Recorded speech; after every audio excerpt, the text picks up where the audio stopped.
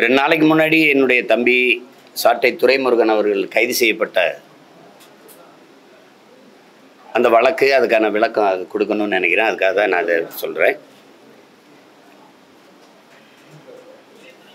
அந்த மேடையில்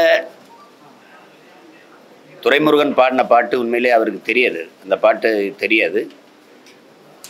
அந்த பாட்டை அவர் நான் பாடி தான் கேட்டிருக்கிறாரு. அந்த பாட்டுக்கு எங்களுக்கு எந்த சம்பந்தமும் இல்லை. அந்த பாட்டை இயற்றி அதை மெட்டமைத்து பாட வச்சு வெளியிட்டது அனைத்து இந்திய அண்ணா திராவிட முன்னேற்ற கழகம். அம்மையார் ஜெயலலிதா இருக்கும்போது பல நூற்றுக்கணக்கான மேடைகளில் அந்த பாடல் பாடப்பட்டிருக்கு. இதே கருத்து சொல்லப்பட்டிருக்கு. அன்னைக்கெல்லாம் இவங்களுக்கு வருத்தமோ கோபமோ இழிவோ அதெல்லாம் தெரியல. அதை திருப்பி நாங்கள் எடுத்து பாடும்போது ஐயோ அது அப்படி ஆயிடுச்சு இப்படி ஆயிடுச்சு அப்படின்ட்டு அவதூறு பேசுவது, அசிங்கமான அரசியல் பேசுவது, இதுக்கெல்லாம் ஆதித்தாய் அப்படின்னா உங்களுக்கு தெரியும். தோற்றுவாய் எதுன்னா அது திராவிட முன்னேற்ற கழகம்தான். ஒவ்வொரு தலைவர்களை பற்றியும் அவர் அந்த தலைவரே மதிப்புமிக்க கலைஞர் கருணாநிதி அவர்களே பேசுனதெல்லாம் இருக்கு. குறிப்பாக எங்கள் தாத்தாவையெல்லாம் கருவாட்டுக்காரியின் சீமந்தபுத்திரர், மரமேறி, கட்டப்பீடி, முன்னாடியெல்லாம் ரஷ்யாவுக்கு எருமை தோலை தான் அனுப்பிட்டு இருந்தோம், இப்போ எருமை மாட்டையே அனுப்பணும்னு பேசுனதில் இருக்கு. அது மாதிரி ஒவ்வொரு தலைவர்களை பற்றி பேசுறது, அம்மையார் இந்திரா காந்தியை பற்றி, அம்மா ஜெயலலிதா பற்றி பால்கனி பாவை என்று பேசியது, இந்த ஐயா எம்ஜிஆர் அவர்களை ஆண்மையற்றவர், ஆண்மகன் இல்லாத ஒரு அலி என்றெல்லாம் பேசுனது கொடுமையான விமர்சனங்களையும் வச்சுருக்காங்க. நீங்கள் எந்த கட்சியில் இப்படி இழிவாக பேசுறதுக்குன்னு பேச்சாளர்களை வச்சுருந்தாங்கன்னா இவங்க தான். மதிப்பிற்குரிய எங்கள் ஐயா வெற்றி கொண்டான்லாம் மேடையில் அம்மா ஜெயலலிதாவை பேசுனதெல்லாம் நீங்கள் இப்போ நான் பேசி காட்ட முடியாது. இப்போ அந்த கட்சியில் சிவாஜி கிருஷ்ணமூர்த்தின்னு ஒருத்தர் பேசுகிறதெல்லாம், சைதை சாதிக்கெல்லாம் ஒவ்வொரு மாற்று கட்சியில் இருக்க பெண்களை பற்றி குறிப்பிடுறதெல்லாம் நீங்கள் கேட்டு பாருங்க. நாகரிக அரசியலை பற்றி, கண்ணியமான அரசியலை பற்றி கற்றுக் கொடுக்கறதுக்கு, அடுத்தவங்களுக்கு போதிக்கிறதுக்கான தகுதி, நேர்மை ஒரு துளியும் இல்லாத கட்சி தமிழ்நாட்டில் இருக்குன்னா அது திமுக தான். இதில் ஏதோ சண்டாளர் அப்படின்னு சொல்லிட்டாங்கன்னு, உண்மையிலே உங்களுக்கு நான் சொல்கிறேன், ஒரு உண்மையை பேசுகிறேன், சத்தியத்தை பேசணும்னு நினைக்கிறேன். எங்களுக்கு தெரியாது சண்டாளர்னு ஒரு சமூகம் இருக்குது தெரியாது. எங்கள் கிராமங்களில், சிற்றூர்களில், குறிப்பாக நாங்கள்லாம் பிறந்த ராமநாத சிவகங்கையில் சாதாரணமான சண்டாளப்பாவி இவனோட அப்படி பண்ணிட்ட சண்டாளப்பல இப்படிலாம் பேசுறது இருக்கு. நீங்கள் படங்கள்லேயே நீங்கள் பார்த்துக்க, அடி சண்டாலி ஓம் பாசத்தாலேன்னு என் தம்பி அமீர் எடுத்த படத்துலேயே பருத்தியூரிலே வருது. அப்புறம் தம்பி ஜீவபிராஸ் படத்தில் சண்டாலி ஒன்றுன்னு ஒரு பாட்டு வருது. அப்போலாம் இவங்க பேசலை. பாஞ்சாலங்குறிச்சி நான் எடுக்கும்போது என்னுடைய பங்காளி வடிவேல் அவர்களை வச்சு ஒரு நகைச்சுவையில் அட சண்டாலா சண்டாலான்னு ஒரு வார்த்தையை பேசிடுவார். அப்போ எனக்கு தெரியாது, உண்மையிலே தெரியாது. படம் வெளியாகி ஓடும்போது எனக்கு கடிதம் வருது, இந்த மாதிரி எப்படி இது பண்ணி இப்படி சொல்லிட்டீங்க, உங்ககிட்ட அதை எதிர்பார்க்கல. அப்போ தான் தெரியும், ஓ இந்த பேரில் ஒரு சமூகம் இருக்குது போல இருக்குது அப்படின்னா. அப்போ நான் வருத்த கடிதம் எழுதுனேன், இனிமேல் இந்த மாதிரி பயன்படுத்துறது இல்லை. அதுக்கப்புறம் நாங்கள் அதெல்லாம் பயன்படுத்துறது இல்லை. இவங்க தான் அதை சலுக்கர்கள், சண்டாளர்கள்ங்கிற வார்த்தையெல்லாம் அதிகமாக பயன்படுத்தினது ஐயா கருணாநிதி அவர்கள் தான். சங்க இலக்கியங்களில், மந்திரங்களில், என் திருமூலர் வரைக்கும் சண்டாளருங்கிற வார்த்தையை பயன்படுத்தியிருக்காரு. கந்த சஷ்டி கவசத்திலே சண்டாளருங்கிற வார்த்தை இருக்கு. ஐயா கருணாநிதி அவர்கள் நீங்கள் பாருங்கள், பாசப்பறவைகள் படத்தோடு அந்த நீதிமன்ற இதில் அந்த சண்டாளருங்கிற வார்த்தையை இவர் பயன்படுத்திக்கிறது. இது அண்ணா நாமம் வாழ்க என்று கூறிக்கொண்டே அவருக்கு பட்டை நாமம் சாற்றுகிற சண்டாளத்தனத்தை தமிழகம் இனியும் பொறுத்து கொண்டிருக்காது. அவர் முதலமைச்சராக இருக்கும்போது சேது சமுத்திர திட்டத்துக்கு எதிராக அதிமுக கருத்து சொன்னபோது பதிவு செஞ்ச வார்த்தை. திருப்பி அதெல்லாம் கொடுத்தது யார்? எந்த சண்டாளர்கள் கெடுத்தார்கள்? அதையெல்லாம் கெடுத்தது யார்? இந்த சேது சமுத்திர திட்டத்தை அமைக்க விடாமல் அதையெல்லாம் கெடுத்தது யார்? எந்த சண்டாளர்கள் அதை கெடுத்தது? இது யார்? ஐயா எழுதுனது, ஐயாவே எழுதுனது.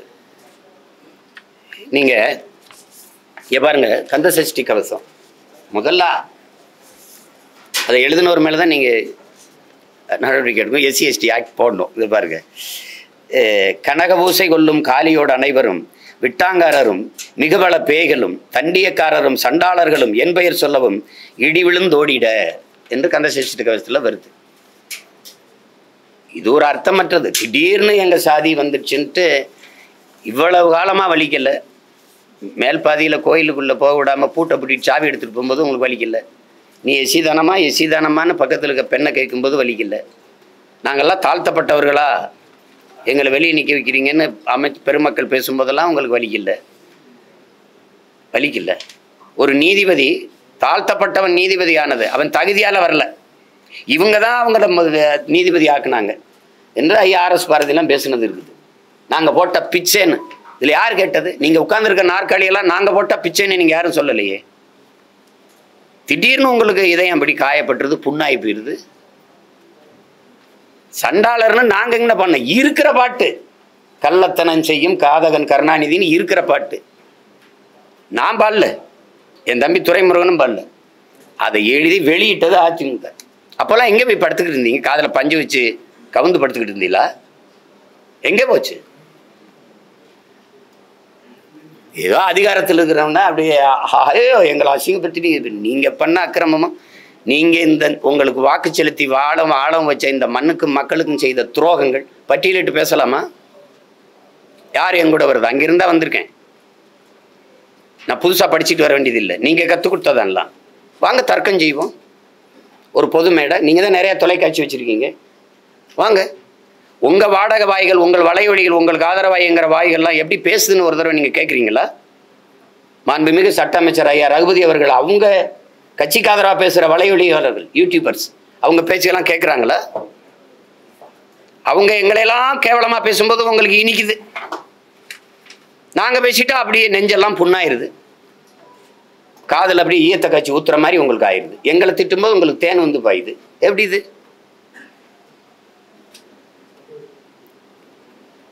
கன்னியாகுமரியில் பேசினாருங்க துறை, கன்னியாகுமரியில் பேசினாரு, புதுசாக ஒன்றும் பேசலை, அதுவும் நான் பேசினது தான். நீங்கள் உங்களுக்கு ஒன்று சொல்கிறேன், முல்லை பெரியாற்று அணைக்கு கீழே பேபி அணைன்னு ஒன்று இருக்குது. அந்த அணையில் தான் நீரை தேக்கி நம்ம எடுக்கணும். அதில் மரங்கள் அடர்த்தியாக கொஞ்சம் இருக்கிறதுனால, கொஞ்சம் பெரிய மரங்கள் இருக்கிறதுனால நீரை அதிக அளவு தேக்க முடியல. அந்த மரத்தை வெட்டி கொஞ்சம் ஆழப்படுத்திட்டா அதிக அளவு நீரை தேக்கலாம்ங்கிறது இருக்கிற யதார்த்த நிலை. இந்த மரத்தை வெட்டிக்கிறவனு கேரள அரசுக்கிட்ட அனுமதி எத்தனை ஆண்டுகளாக தமிழ்நாடு அரசு கேட்கும்னு நினைக்கிறீங்க? நீங்கள் சொல்லுங்கள். ஒரு தோராயமா 45 ஆண்டுகளாக கேட்குது, தர மறுக்கிறாங்க. கடைசியாக ஐயா பினராயி விஜயன் தந்துட்டார். ஆனால் அது போகும்போது எதிர்த்து வழக்கு போட்டு உச்சநீதிமன்றத்தில் அதை மறுத்துடுறாங்க. ஒரு மரத்தை வெட்டக்கூடாதுங்கிறத நம்ம ஏற்கிறோம், ஆனால் மரத்தை வெட்டிட்டா நட்டு வச்சு வளர்த்துற முடியுங்கிற யதார்த்தம் இருக்குது, இயற்கை உண்மை இருக்குது. ஆனால் வெட்டிட்டா வளர்க்கவே முடியாதுங்கிற, மரத்தை வெட்ட அனுமதிக்காத கேரளா என்னுடைய மேற்கு தொடர்ச்சி மலையில் கன்னியாகுமரியில் மலையை வெட்டி அப்படியே 80 லட்சம் டன் அதானியுடைய விளிங்க துறைமுகத்துக்கு எடுத்துகிட்டு போகுது. 80 லட்சம் டன் அவங்க சொன்னது, அவ்வளோதான் எடுக்குமா சொல்லுங்க. மதுரை உயர்நீதிமன்றத்தில் ஒரு வழக்கு வருது, கேரளாவில் மணல் அள்ளுவதற்கும் மணல் கற்களாக நொறுக்குவதற்கும் மலையை மணலாக மாற்றுவதற்கும் தடை இருப்பதால், இல்லை இந்த வார்த்தையை கவனிச்சுக்கணும், தடை இருப்பதால் வழக்குதாரர் போடுறார். தடை இருப்பதால் தமிழ்நாட்டிலிருந்து மலையை மணலாக கற்களாக எடுத்துகிட்டு போக நீங்கள் அனுமதிக்கணும்னு நீதிமன்றத்தில் அனுமதி கேட்குது. தமிழ்நாடு அரசு அதுக்கு எந்த எதிர்ப்பு தெரிவிக்கலை. நீதிபதி சொல்கிறார், ஒரு நாளைக்கு 700 லாரிகளில் நீங்கள் எடுத்துகிட்டு போகலாம். அந்த நீதிபதி ஏன் கேரளாவில் தடை இருக்குன்னு கேட்டிருக்கணுமா இல்லையா? இப்போ என்ன கோவரம்னா, அவன் நல்ல ஆத்தாளுக்கு அப்பனுக்கும் பிறந்தவன் இங்கே ஆள்றா அப்படின்னு வரும்ல. என் மலை எனக்கு, என் வளம் எனக்கு, என் மண்ணின் வளத்தை நான் பாதுகாக்கணும்னு நினைக்கிறவன் தானே எனக்கு தகப்பனாக இருக்க முடியும். மற்ற மாநிலங்கள்லாம் பெத்தவனே அப்பனா இருக்கான், எங்களுக்கு மற்றவனே அப்பனா இருக்கிறதுனால தானே இந்த சிக்கல்.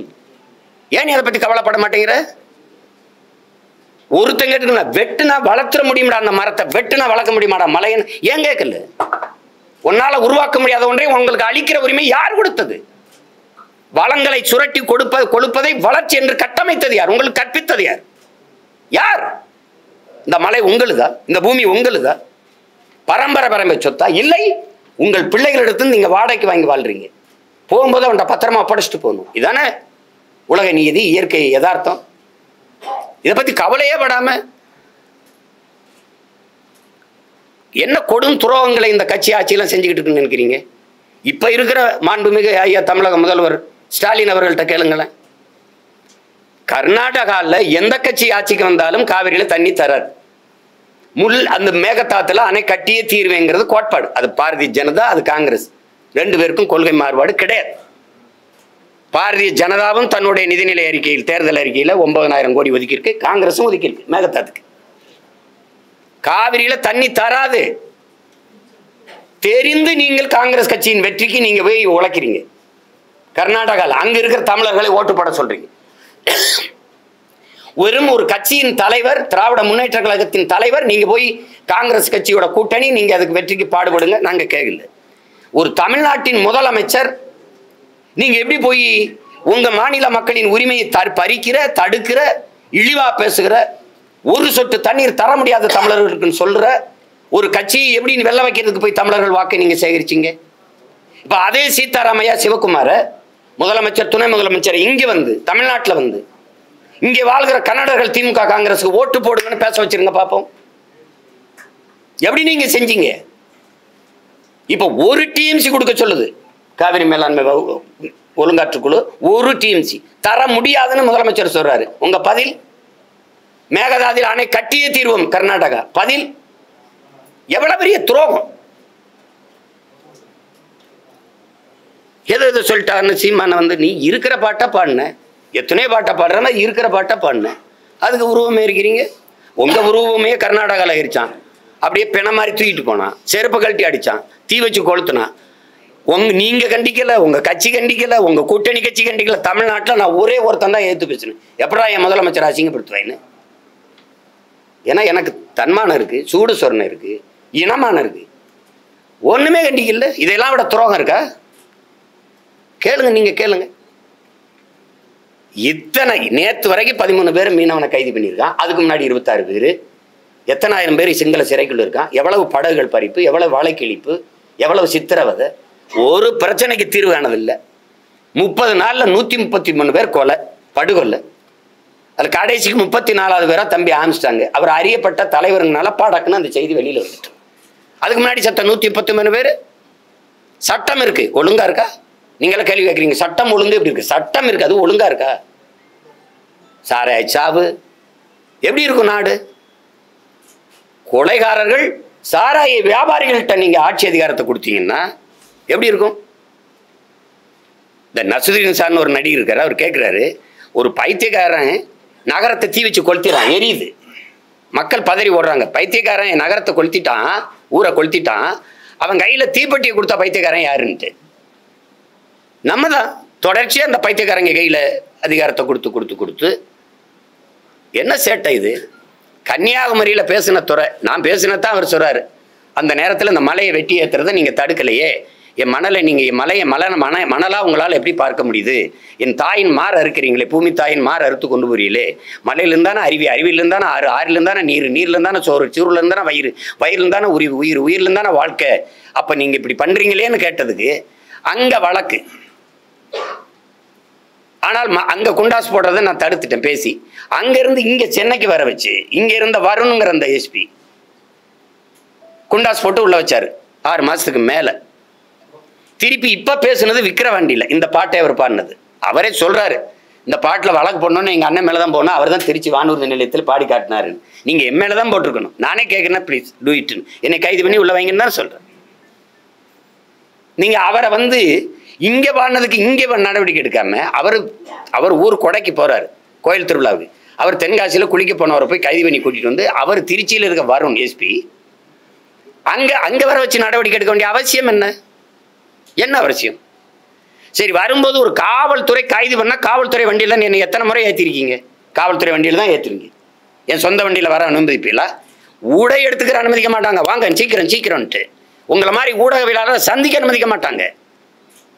நீங்க அப்படி இருக்கும்போது என் தம்பியோடைய சொந்த வண்டியில இனோவா வாகனத்துல ஏன் ஏத்துனீங்க? ஏத்தி பின்னாடி வந்து லாரியை வச்சு ஏன் இடிக்க வச்சிங்க? இதே தான் ஒரே ஃபார்முலா, ஒரே முறை, ஒரே மெத்தட். சவுக்கு சங்கருக்கு ஒரு விபத்தை காட்டி உயிர் அச்சுறுத்தல் பண்றது, இவனுக்கு பின்னாடி வந்து லாரி ஏற்றி வச்சு ஒரு அச்சுறுத்தல் பண்றது. எப்படி? ஏன் உங்க வண்டியில் ஏற்றிட்டு வரல? எடுத்தவொடனே செல்போன் எதுக்கு? உனக்கு செல்போன் உங்க காசு இல்லையா? செல்போன் அதுக்கு நான் பல முறை 5 முறைக்கு மேல சிறைக்கு போயிருக்கேன். எடுத்தவொடனே செல்போனு கழுத்துல போட்டிருக்கு, சங்கிலி போட்டிருக்காரா, இடுப்புல அருணா கொடி கட்டிருக்காரா, அதுக்கிட்ட எல்லாத்தையும் அவுத்து யாரு பொறுப்புன்னு குடும்பத்தில் ஒருத்தட்ட கொடுத்துட்டு தான் உள்ள கூட்டிட்டு போவாங்க. நீ ஏன் செல்போன் எடுத்துட்டு போற? எதுக்கு எடுத்துட்டு போற? உன் வேலை என்ன? போன தடவை அவன்கிட்ட செல்போனை பறிச்சிங்களா? கொடுத்தீல? என் பிள்ளைகளுக்கெல்லாம் பறிச்சிங்கல்ல, என்ன இறையில திருப்பி கொடுத்தீல? என்னது இது? எதை பத்தி பேச அருகதை தகுதி வச்சிருக்கிறீங்க? ஒரு திறந்த வெளியில ஒரு பொது விவாதம் வைங்கள, இத்தனை ஊடகவியாளர்கிட்ட நான் ஒருத்தன் இல்லை, நான் கூட வேணாம், தம்பி தங்கச்சி தர்க்கம் பண்ணி வெல்லுங்களை பார்ப்போம். 3 ஆண்டுகளை நீங்க செஞ்ச ஒரு சாதனையை சொல்லுங்க பார்ப்போம். கொடுமை. ஒரே சாதனை, போன தடவை 500 கொடுத்தோம், இப்ப 2000 கொடுத்துருக்கோம் ஓட்டுக்கு. அதை விட்டா சண்டாளங்கிற வார்த்தையை என்ன நானும் துரைமுருகனும் கண்டுபிடிச்சு பேசுன மாதிரி பேசிட்டு இருக்கிறீங்க. இன்னும் எத்தனை இருக்கு பாருங்க. இங்க பாருங்க, திருமூலர் திருமந்திரம் எங்க இருக்கு? இது எங்க தாத்தா நாமக்கல் கவிஞர் பாருங்க. சங்கரர் காசியில் அங்கு என்ன சொன்னார், சண்டாளர் பக்தனும் தங்குரு வென்றார் என்று நாமக்கல் கவிஞர் பண்ணிருக்காரு. திருமூலர் கூட கம்பராமாயணம் பாருங்க. ஆதலும் யாகம் செய்யும் தலைவனாக சண்டாளர் அனைத்தலும் தகாத செயல்கள் சண்டாளர்.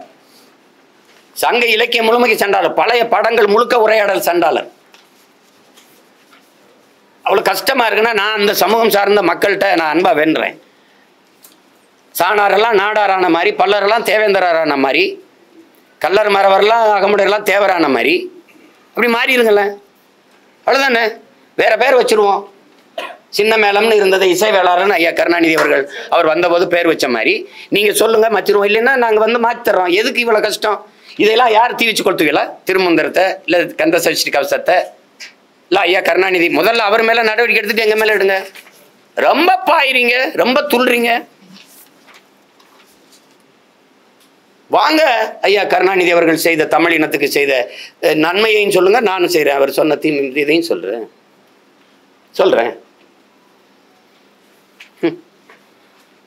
லட்சக்கணக்கா என் இனம் சாகும்போது குருவி செத்த மாதிரி காசை சேர்த்து வந்து ரத்த பொட்டங்களை வாங்கிட்டு வரும்போது இதே ஜாபர் செட்டை வச்சு பூட்ஸ் காலால ரத்த பொட்டங்களை நசுக்கி தேய்த்தவர்கள் இவர்கள்.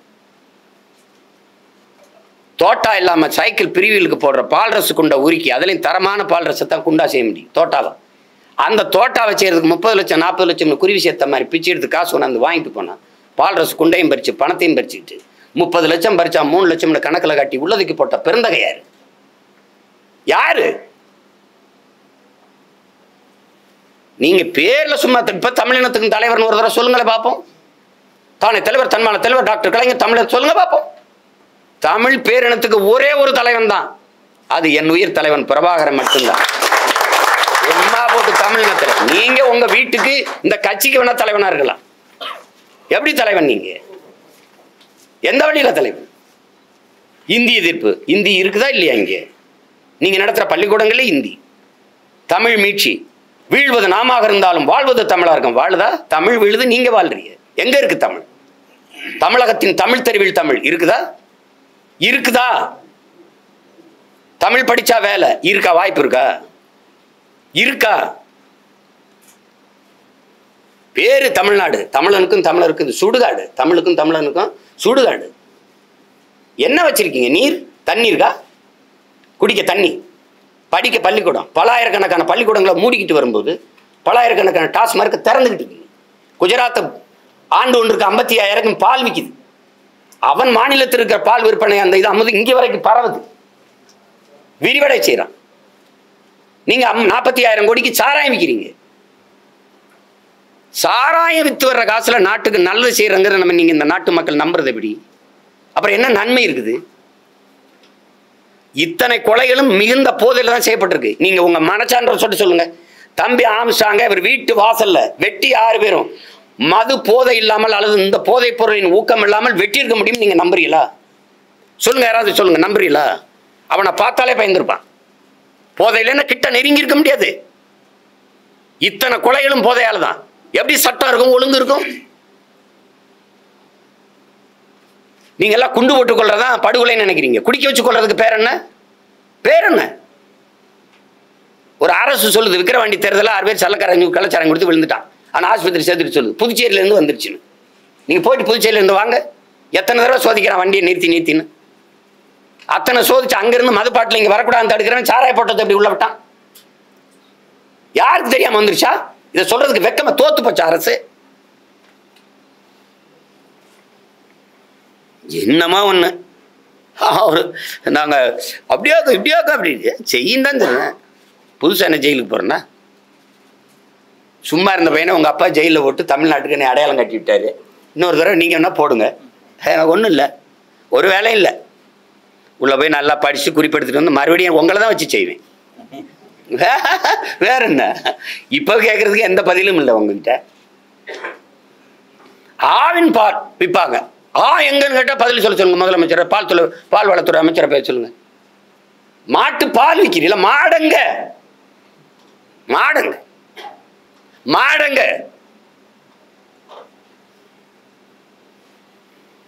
இது ஒரு அரசு, இதுக்கு வந்து ஆதரவு, அதுக்கு ஒரு அப்பப்போ தேர்தல், கேவலம்.